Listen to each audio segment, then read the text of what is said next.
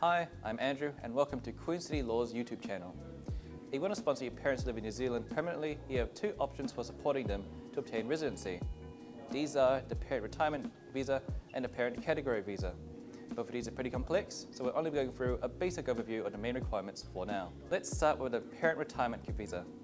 This option requires one parent to make a significant investment in New Zealand. They need to invest $1 million over a span of 4 years. They must possess an extra $500,000 to aid in their settlement. On top of this, they will also need an annual income of $60,000. Finally, the sponsor must be a citizen or resident living here. Technically, only one parent applies, but they can bring their spouse with them. It's important to note that this visa is quite restrictive due to the financial requirements involved. Now, let's look at the Parent Category Visa. Here, you sponsor your parents for residency. This is the main visa people use to sponsor their parents, and it's the one most people think of. This visa uses an expression of interest, or EOI system. Essentially, your parent declares their eligibility and readiness to apply. Then they wait to be randomly selected. It's a bit like putting a ticket into a box and waiting for Immigration New Zealand to draw your ticket. However, there's a yearly quota of 2,500 applicants, and this makes their selection process lengthy. Additionally, EOIs are only valid for 2 years, meaning your parent may need to even submit an EOI again and again if it takes too long.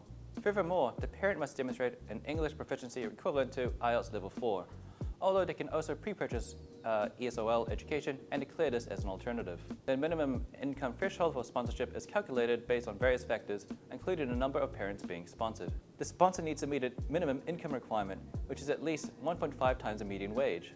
It increases by 0.5 times if your partner helps you act as a sponsor, and for every parent past the first one. So, for example, a couple sponsoring 2 parents will need 2.5 times the median wage. This makes a parent resident visa very difficult as well. Not only is it hard to apply for the visa in the first place with the EOI system, you'll need to be paid quite a bit if you want to sponsor your parents.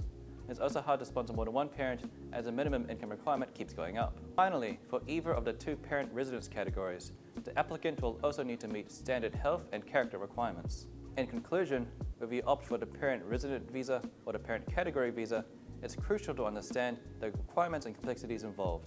They're both time-consuming applications, so you will want to make sure you get it right the first time. We would recommend that you get professional assistance if you're thinking of applying for these visas.